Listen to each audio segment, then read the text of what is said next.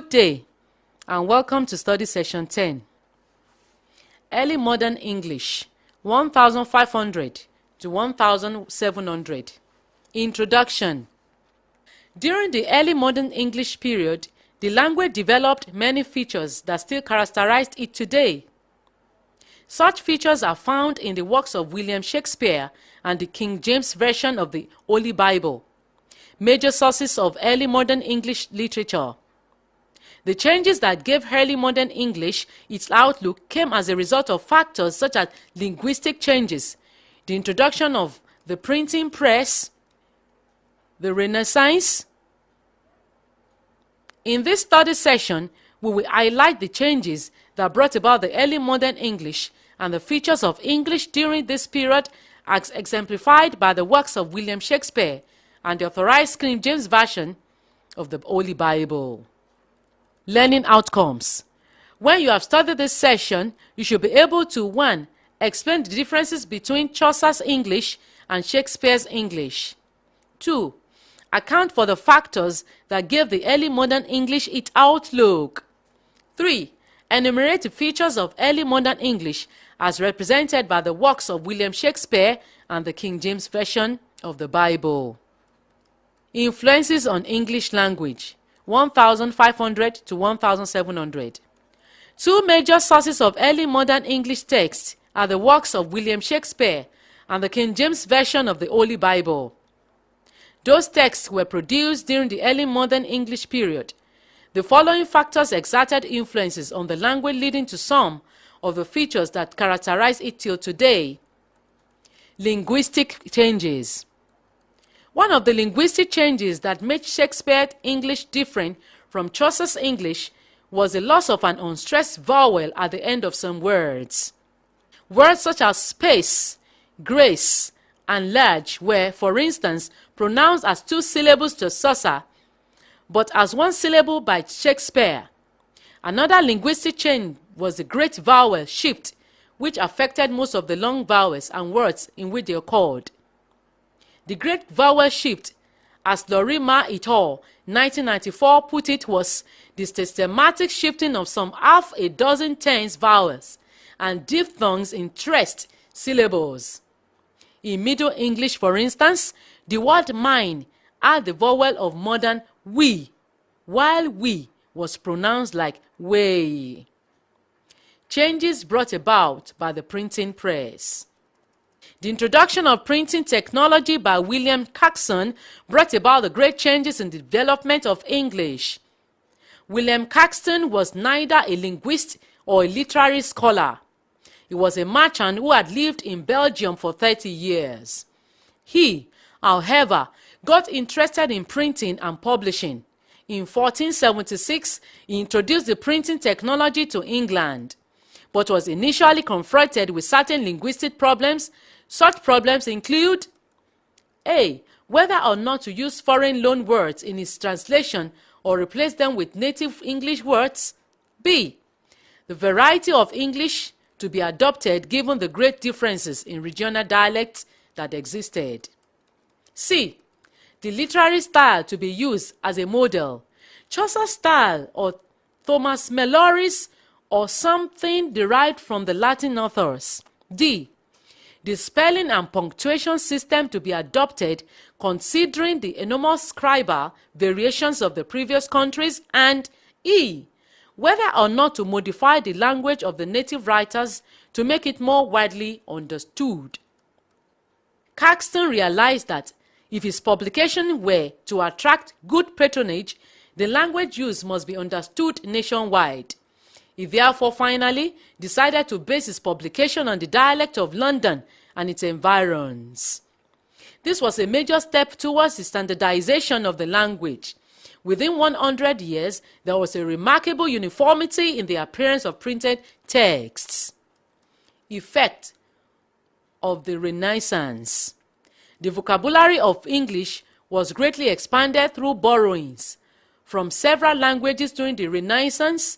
The Renaissance was the period lasting from the time of Caxton 1476 till around 1650. It was a period characterized by renewed interest in the classical language and literatures as well as science, medicines, and the arts. The Renaissance could in fact be referred to as a period of explosion of knowledge as new ideas and inventions that the world had not known came into being. This had far-reaching implications for the development of English. The focus of interest during the Renaissance was the vocabulary. As new concepts, techniques, and inventions were emerging in Europe, the English language lacked the appropriate words to describe them accurately. Writers therefore began to borrow words from Latin, Greek, French, Italian, Spanish, and Portuguese. Later, there was a period of worldwide exploration during which words came into English from more than 50 languages, including languages of America, India, and Africa. Call for dictionary. In the 16th century, thousands of new words were introduced into the English language as a result of contact with other languages and the effect of the Renaissance. This led to a growing concern in some quarters that there was a dire need for the compilation of a dictionary to serve as a sort of control or reference point for the English language. Reflection. 1. Pinpoint specific features that portray the language as unruly. 2. Highlight some of the suggestions made toward arresting the unruly trend of the language. 3. Identify notable scholars that called for the compilation of a dictionary. The development of English assumed more or less an unruly state when in the 16th and 17th centuries, thousands of new words from several other languages were introduced into the language. To worsen matters for the language, there were no norms of spelling, punctuation, and abbreviation. Each speaker or writer used the language according to his instinct. For example, the following abbreviations and contractions became fashionable at a time: ULT for ultimate, REP for reputation, disturbed for disturbed, rebuked for rebuked, and so on.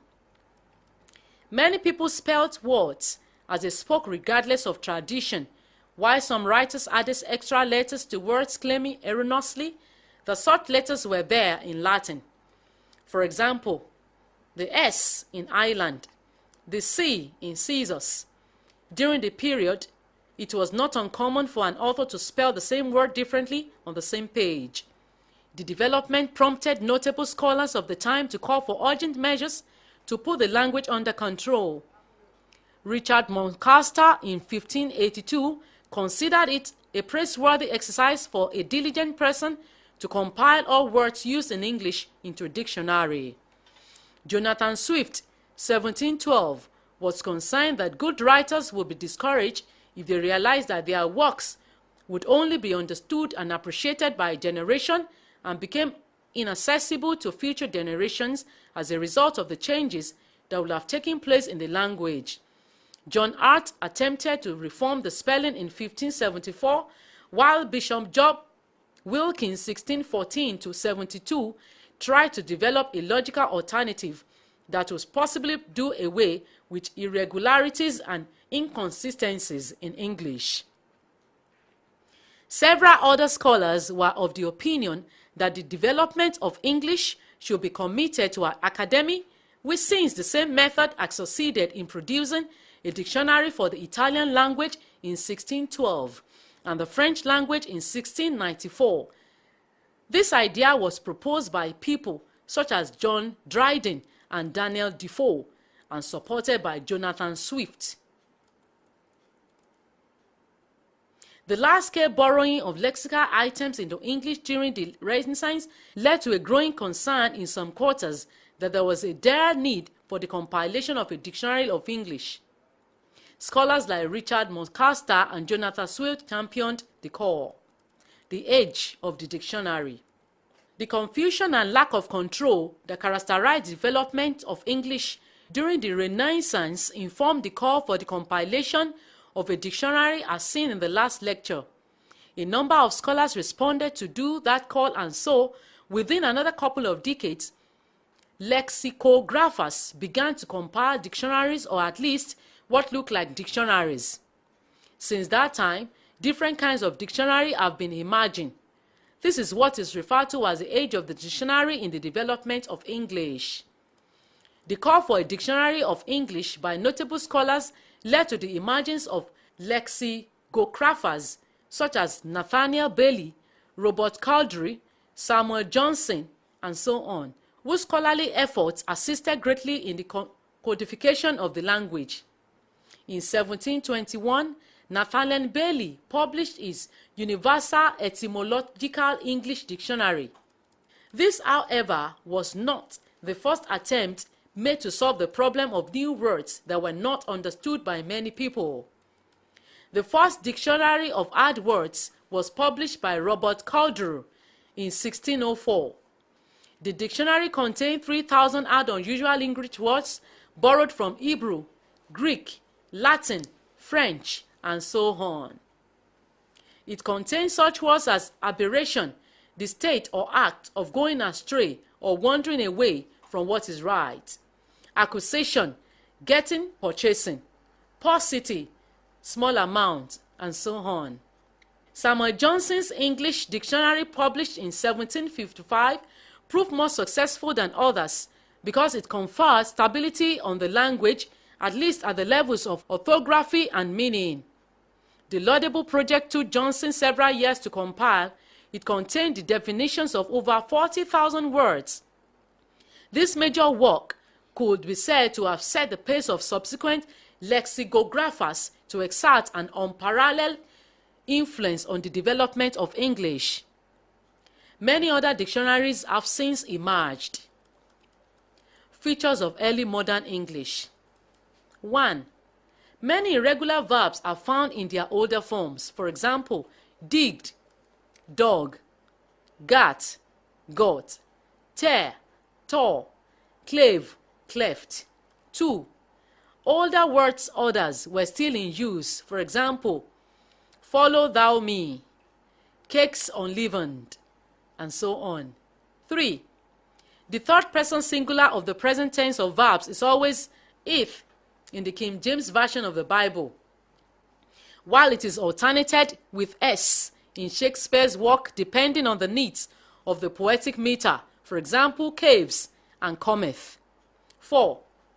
The distinction between ye and you, second person pronouns, is preserved in the King James Version of the Bible, as can be seen in such examples as ye cannot serve God and mammon, and therefore say unto you. Originally, ye was the subject form and you was the object. 5. Adjectives occur in double superlative form. For example, the most straightest, the most highest. 6. Several prepositions are used differently from what obtained in the present-day English. For example, the zeal of, for thine house; tempted of, by Satan. 7. Many idioms came into English through Shakespeare's works and the English James Version of the Holy Bible. Shakespeare's idioms. 1. A foregone conclusion. Othello 3 and 4. 2. In my mind's eye. Hamlet 1 and 2. 3. It's Greek to me. Julius Caesar 1 and 2. Idioms from the Holy Bible. 1. Fishers of men. Matthew chapter 4 verse 19. 2. Ye are the salt of the earth. Matthew chapter 5 verse 13. 3. The eye of a needle. Mark 10 25. Study session summary. In this study session, we saw that the early modern English period, 1500 to 1700, witnessed most of the features that characterize it today. While Chaucer's English reflected the Middle English period, Shakespeare's English reflected early modern English. Also, the large-scale borrowing of lexical items into English during the Renaissance led to a growing concern in some quarters that there was a dire need for the compilation of a dictionary of English. This is the end of study session 10. Thank you very much for listening.